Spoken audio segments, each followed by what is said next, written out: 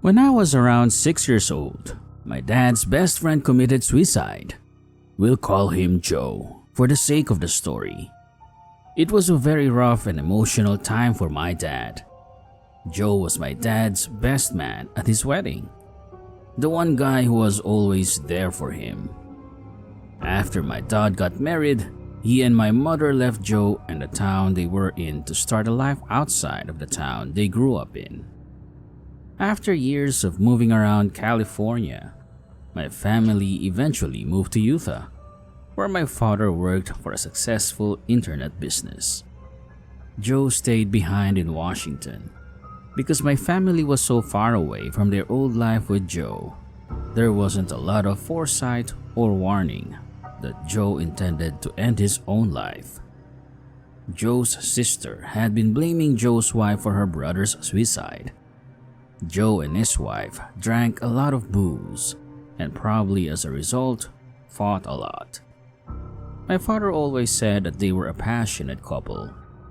Yes, they would fight often, but he hardly knew two other individuals who were so completely in love. For this reason, he didn't believe it. A few days after Joe committed suicide, his widow called up my father sobbing about how she thought it was her fault. After about an hour of trying to console her, he told her, "If there was a way for me to talk to Joe now, I guarantee you that he would tell you that he loved you and that it wasn't your fault that he ended his life." Crying, she still didn't believe him, but she thanked him for the kind words and let my father go.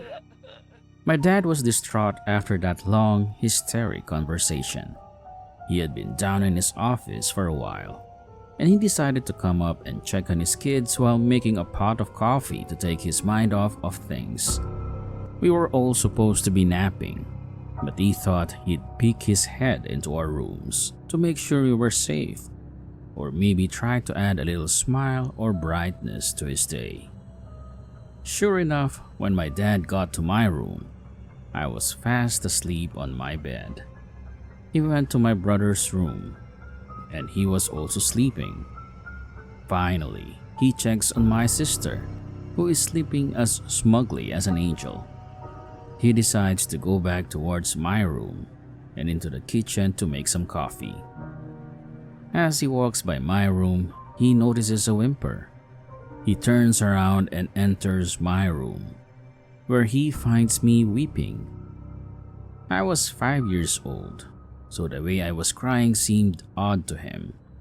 Normally, a 5-year-old would cry drastically over dramatically. I wasn't. I was just sitting on the side of my bed, weeping. My dad enters my room and says, "Matty, what's up? Why are you crying?" It's then that I stop crying for a moment, look up at him with teary eyes and say, "Rick, it's not her fault. I love her. It's not her fault." With that, I stopped crying, rolled over back onto my bed, and fell swiftly back to sleep.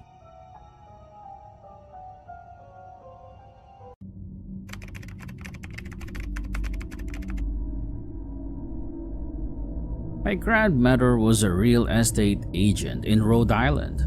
I was staying with her one summer, and she had to take me along to see a potential listing. It was a very strange house because it was circular. All the rooms went along the outside and connected, and there was a center part with a little garden open to the sky. She went up to the second story, and I stayed downstairs because I wanted to walk around the loop one time. The problem started when I had walked a full loop and I didn't see the stairs. I thought I must be confused, so I kept going to the next room and still couldn't find them.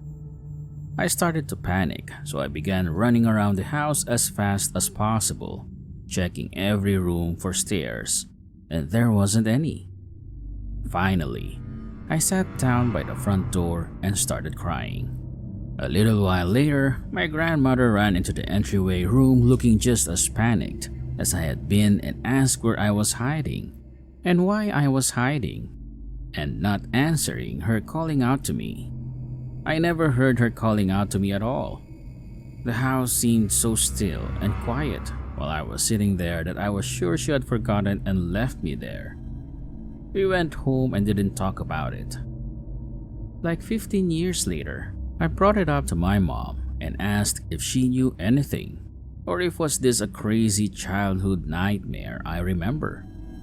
She told me she remembered it clearly because my grandmother had called her and was spooked because she couldn't explain what had happened and she thought she lost me or I had been taken by someone while she was distracted.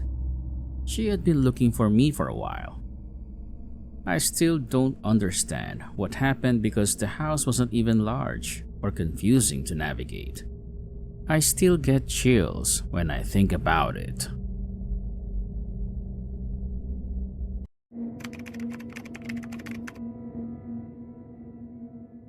I woke up one night when I was 12 because I dreamt that my older brother got into a car accident.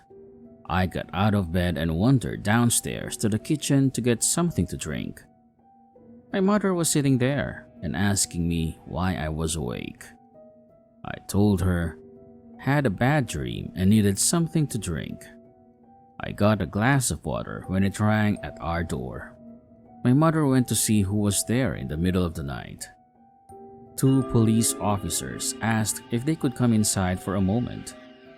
I couldn't hear what they were talking about because I was still in the kitchen and they were in the hallway.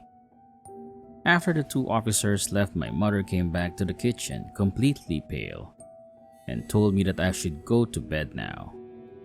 I asked her what was wrong when she informed me that my brother was in a car accident and she needed to wake up my dad and go to the hospital now. When I pointed out that this was the bad dream I had before waking up, she only looked at me for a couple of seconds. I prepared myself for comments like, "Don't be silly and go to bed now." But instead, she said, "Me too." So basically, we both had the same dream of my brother having a car accident, and we both woke up minutes before the police came over to tell us it happened. My brother survived with some minor injuries, and we saw the photos of the accident in the newspaper the next day. It looked 100% like in my dream, to the smallest detail. The way he lost control of the car, where it flipped the first time, and the tree came to a stop. Even today, my mother and I talk about this.